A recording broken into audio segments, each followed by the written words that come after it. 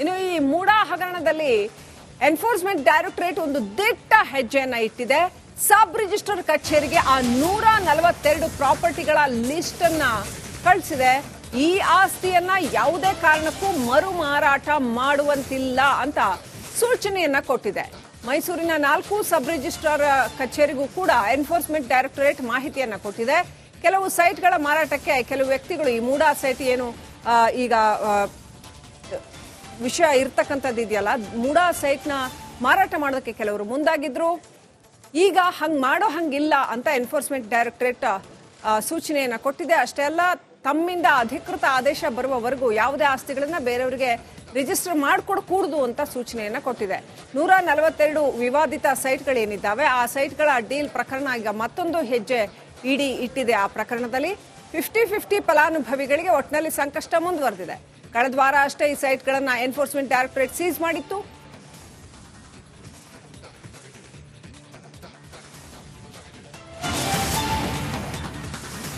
ಇವತ್ತಿನ ಒಟ್ಟು ಮೂಡಾ ಡೆವಲಪ್ಮೆಂಟ್ಸ್ ಬಗ್ಗೆ ಅಪ್ಡೇಟ್ ಕೊಡೋದಕ್ಕೆ ಮೈಸೂರಿನಿಂದ ನಮ್ಮ ಪ್ರತಿನಿಧಿ ವಿನೋದ್ ಹಾಗೂ ಧಾರವಾಡದಿಂದ ನಮ್ಮ ಪ್ರತಿನಿಧಿ ಡಿ.ವಿ. ಕಮ್ಮಾರ್ ಕನೆಕ್ಟ್ ಆಗಿದ್ದಾರೆ. ಮೊದಲು ವಿನೋದ್ ಹೋಗೋಣ. ವಿನೋದ್, ಈಗ ಆ 142 ಸೈಟ್ಗಳನ್ನ ಏನ್ ಲಿಸ್ಟ್ ಮಾಡಿದೆ ಅದನ್ನ ಮರು ಮಾರಾಟ ಮಾಡಂಗಿಲ್ಲ ಅಂತ ಎನ್ಫೋರ್ಸ್ಮೆಂಟ್ ಡೈರೆಕ್ಟರೇಟ್ ಸಬ್ ರಿಜಿಸ್ಟ್ರಾರ್ ಆಫೀಸ್ಗಳಿಗೆ ಅದನ್ನ ಮಾಹಿತಿಯನ್ನ ಕೊಟ್ಟಿದೆ. ಆದೇಶ, ಸೂಚನೆ ಎಲ್ಲವನ್ನು ಕೂಡ ಕೊಟ್ಟಿದೆ. ಸೊ ಈಗ ಮೂಡಾ ಹಗರಣದಲ್ಲಿ ಮೈಸೂರಲ್ಲಿ ಏನ್ ನಡೆದಿದೆ, ನಿಮ್ಮ ಹತ್ರ ಏನ್ ಅಪ್ಡೇಟ್ ಇದೆ, ಮತ್ತೆ ಲೋಕಾಯುಕ್ತ ತನಿಖೆಯ ವರದಿಯನ್ನ ಕೋರ್ಟ್ಗೆ ಕೊಡಲಾಗಿದೆ, ಆ ಬಗ್ಗೆ ಏನಿದೆ, ಏನಿರಬಹುದು ಅದರಲ್ಲಿ, right? I come back to you Vinod. ಅದಕ್ಕಿಂತ ಮುಂಚೆ ಮೂಡಾ ಸಿಬಿಐ ತನಿಖೆ ಆದೇಶವನ್ನ ಕಾಯ್ದಿರಿಸಿದೆ ಕೋರ್ಟ್. ಇಷ್ಟು ತನಕ ಹಿಯರಿಂಗ್ ನಡೀತಾ ಇತ್ತು. ಮೂಡಾದ ಸಿಬಿಐ ತನಿಖೆ ಆದೇಶ ಕೊಡುತ್ತಾ ಅಂತ ಕಾಯ್ತಾ ಇದ್ರು, ಆದ್ರೆ ಅದನ್ನ ತೀರ್ಪನ್ನ ಕೋರ್ಟ್ ಕಾಯ್ದಿರಿಸಿದೆ. ಇವತ್ತು ನಡೆದಂತಹ ಬಹಳ ಮುಖ್ಯವಾದ ಹೈ ವೋಲ್ಟೇಜ್ ಹಿಯರಿಂಗ್ ಏನಿತ್ತು ಕೋರ್ಟ್ನಲ್ಲಿ, ಆ ಹಿಯರಿಂಗ್ ನ ತೀರ್ಪನ್ನ ಕೋರ್ಟ್ ಕಾಯ್ದಿರಿಸಿದೆ. ಮೂಡಾ ತನಿಖೆಯ ತೀರ್ಪನ್ನ ಕೋರ್ಟ್ ಕಾಯ್ದಿರಿಸಿದೆ. ಸಿಬಿಐ ತನಿಖೆ ಆದೇಶವನ್ನ ಕೋರ್ಟ್ ಕಾಯ್ದಿರಿಸಿದೆ. ಸಿಬಿಐ ಕೊಡ್ಬೇಕಾ ಬೇಡವಾ ಅನ್ನುವಂತ ಒಂದು ತನಿಖೆ ಏನಿತ್ತಲ್ಲ ಅದರ ತೀರ್ಪನ್ನ ಕೋರ್ಟ್ ಕಾಯ್ದಿರಿಸಿದೆ.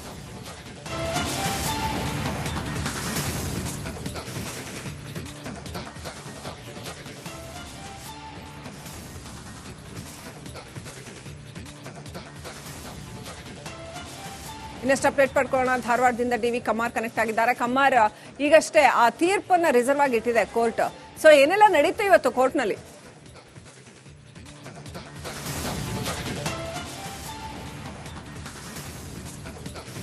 ನ್ಯಾಯಮೂರ್ತಿಗಳು ಈಗ ಏನು ತೀರ್ಪನ್ನ ಕಾಯ್ದಿರಿಸಿದ್ದಾರೆ ಇದೊಂದು ಮಹತ್ವದ ಬೆಳವಣಿಗೆ ಅಂತ ಹೇಳ್ಬೋದು.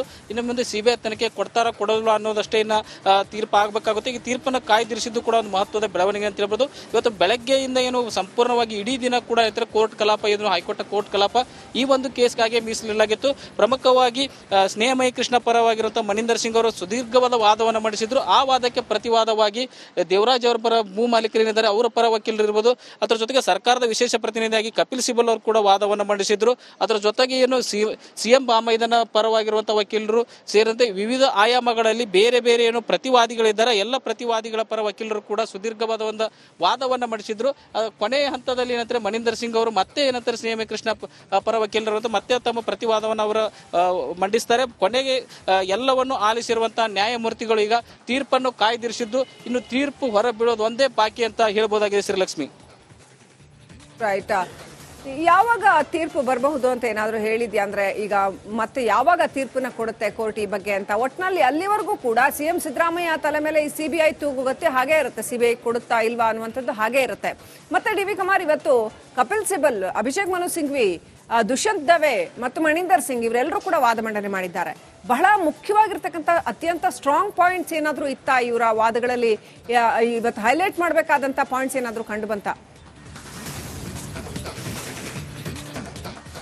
ಶ್ರೀಲಕ್ಷ್ಮಿಯರು ವಾದ ಮಂಡಿಸಿರುವಂತ ಪ್ರತಿಯೊಬ್ಬ ವಕೀಲರು ಅದರಲ್ಲೂ ಕೂಡ ಮನಿಂದರ್ ಸಿಂಗ್ ಅವರು ಮತ್ತು ಕಪಿಲ್ ಸಿಬಲ್ ಅವರು ಸಾಕಷ್ಟು ಸುಪ್ರೀಂ ಕೋರ್ಟ್ನ ಹಿಂದಿನ ಕೆಲವೊಂದು ಆದೇಶಗಳನ್ನ ಮತ್ತು ತೀರ್ಪುಗಳನ್ನ ಇಟ್ಟುಕೊಂಡು ತಮ್ಮ ಒಂದು ವಾದವನ್ನ ಮುಂದಿಟ್ಟಿದ್ರು. ಯಾವಕ್ಕೆ ಮನಿಂದರ್ ಸಿಂಗ್ ಅವರು ಯಾವುದೋ ಕಾರಣಕ್ಕೆ ಲೋಕಾಯುಕ್ತ ತನಿಖೆ ಬೇಡ ಸಿಬಿಐ ಕೊಡಬೇಕು ಅನ್ನೋದರ ಒಂದು ವಾದವನ್ನು ಇಟ್ಟಿದ್ರು. ನಮಗೆ ಲೋಕಾಯುಕ್ತ ಬಗ್ಗೆ ಲೋಕಾಯುಕ್ತ ಪೊಲೀಸರ ಬಗ್ಗೆ ಯಾವುದೇ ಸಮಸ್ಯೆ ಇಲ್ಲ, ಅವರ ಕಾರ್ಯಕ್ಷಮತೆ ಬಗ್ಗೆ ಸಮಸ್ಯೆ ಇಲ್ಲ.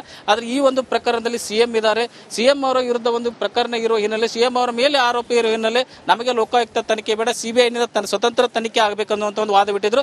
ಅದರ ಜೊತೆಗೆ ಕಪಿಲ್ ಸಿಬಲ್ ಅವರು ಕೂಡ ಸುದೀರ್ಘವಾದ ಒಂದು ಪ್ರತಿವಾದವನ್ನು ಮಂಡಿಸಿದ್ರು. ಏನು ಸಿಬಿಐ ಕೂಡ ನೀವು ಸ್ವತಂತ್ರ ತನಿಖಾ ಸಂಸ್ಥೆ ಅಂತಾರೆ, ಸಿಬಿಐ ಕೂಡ ಏನಂತಾರೆ ಕೇಜ್ರಿವಾಲ್ ಅವ್ರ ಕೇಸ್ ಬಂದಾಗ ಕೂಡ ಸುಪ್ರೀಂ ಕೋರ್ಟ್ ಅದನ್ನ ಪಂಜರದ ಗಿಳಿ ಅಂತ ಕೂಡ ಹೇಳಿತ್ತು. ಈ ರೀತಿಯಾಗಿ ಅದು ಕೂಡ ಸ್ವತಂತ್ರ ತನಿಖಾ ಸಂಸ್ಥೆ ಅಂದ್ರೂ ಕೂಡ ನಂಬೋದಕ್ಕಾಗೋದಿಲ್ಲ. ಹೀಗಾಗಿ ಈಗಿರುವಂತಹ ಲೋಕಾಯುಕ್ತಕ್ಕೂ ಕೂಡ ಸಾಕಷ್ಟು ಒಂದು ಅಧಿಕಾರ ಇದೆ. ಸಿಎಂ ಅನ್ನ ತನಿಖೆಗೊಳಪಡಿಸುವ ಸಂವಿಧಾನಬದ್ಧವಾಗಿ ನೀಡಿರುವಂತಹ ಅಧಿಕಾರವಿದೆ. ಹೀಗಾಗಿ ನಿಮಗೆ ಲೋಕಾಯುಕ್ತದ ಮೇಲೆ ಅವಕಾಶ ಇಲ್ಲ ಅನ್ನೋ ಒಂದು ವಾದ ಮಂಡಿಸುವ ಜೊತೆಗೆ ಏನು ಒಂದು ಹೈಕೋರ್ಟ್ ನಿಂದಲೇ ಒಂದು ಆದೇಶ ಆಗಿದೆ ಲೋಕಾಯುಕ್ತ ತನಿಖೆ ಪೂರ್ಣಗೊಳ್ಳಲಿ. ತನಿಖೆ ಪೂರ್ಣಗೊಳ್ಳ ಮೂಲಕ ತನಿಖಾ ವರದಿ ಬಂದು ಅವಾಗ ಏನಾದರೂ ಅವರಿಗೆ ಆಕ್ಷೇಪಣೆಗಳಿದ್ದಲ್ಲಿ ಮರು ತನಿಖೆಗೆ ಆಗ್ರಹಿಸಬಹುದು. ಮರು ತನಿಖೆಯಲ್ಲೂ ಕೂಡ ಏನಾದರೂ ಸಮಸ್ಯೆಗಳಿದ್ದ ಬಳಿಕ ಹೇಳ್ತಾರೆ ಸಿಬಿಐಗೆ ವಹಿಸಬಹುದಾಗುತ್ತೆ. ಈಗ ನೇರವಾಗಿ ಹೇಳ್ತಾರೆ ಲೋಕಾಯುಕ್ತ ತನಿಖೆಯಲ್ಲಿದ್ದಾಗ ಸಿಬಿಐ ಕೊಡಬಾರದು ಅನ್ನುವಂತ ಒಂದು ವಾದವನ್ನು ಮಂಡಿಸಿದ್ರು. ಎಲ್ಲವನ್ನು ಆಲಿಸಿ ಈಗ ನ್ಯಾಯಮೂರ್ತಿಗಳು ತೀರ್ಪನ್ನ ಕಾಯ್ದಿರಿಸಿದ್ದಾರೆ. ಶ್ರೀಲಕ್ಷ್ಮಿ ಡೈರೆಕ್ಟ್ ಆಗಿ ಸಂಪರ್ಕದಲ್ಲಿ ಡಿ.ವಿ. ಕಮಾರ್ ಹಾಗೇನೆ ನಮ್ಮ ಜೊತೆ ವಿನೋದ್ ಕನೆಕ್ಟ್ ಆಗಿದ್ದಾರೆ ಮೈಸೂರಿಂದ. ವಿನೋದ್, 142 ಸೈಟ್ಗಳನ್ನು ಮರು ಮಾರಾಟ ಮಾಡೋ ಹಾಗಿಲ್ಲ ಅಂತ ಈಗಾಗಲೇ ನಾನು ಕೇಳಿದ ಹಾಗೆ ಮೂಡಾ ಪ್ರಕರಣದಲ್ಲಿ ಇನ್ನೂ ಏನೆಲ್ಲ ಡೆವಲಪ್ಮೆಂಟ್ ಇದೆ, ಆ ಕಡೆ ಲೋಕಾಯುಕ್ತ ಕೂಡ ರಿಪೋರ್ಟ್ ಅನ್ನ ಸಲ್ಲಿಸಿದೆ, ಅದರಲ್ಲಿ ಏನಿರಬಹುದು, ಸೊ ಒಟ್ಟು ಮೂಡಾಕ್ಕೆ ಸಂಬಂಧಪಟ್ಟಂಗೆ ನಿಮ್ಮ ಹತ್ರ ಏನು ಅಪ್ಡೇಟ್ ಇದೆ?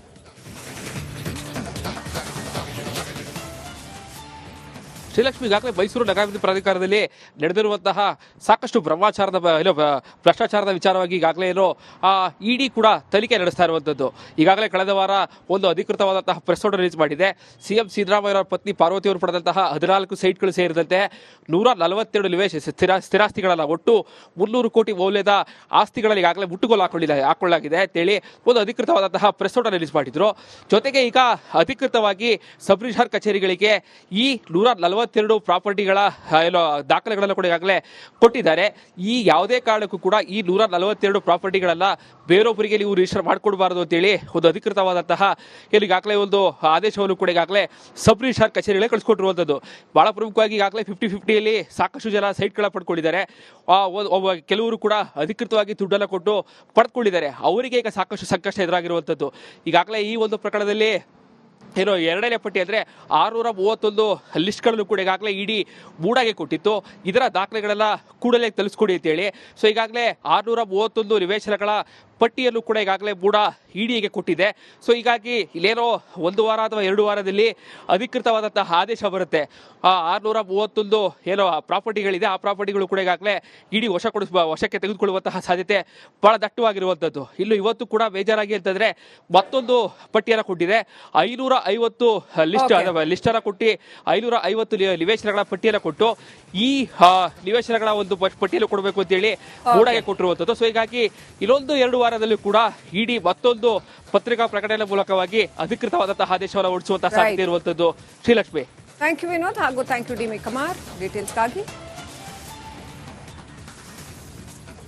ಒಟ್ಟಿನಲ್ಲಿ ಸಿಬಿಐ ತನಿಖೆಗೆ ಕೊಡಬೇಕೋ ಬೇಡವೋ ಅನ್ನುವಂಥ ಆದೇಶವನ್ನ ಧಾರವಾಡದ ಹೈಕೋರ್ಟ್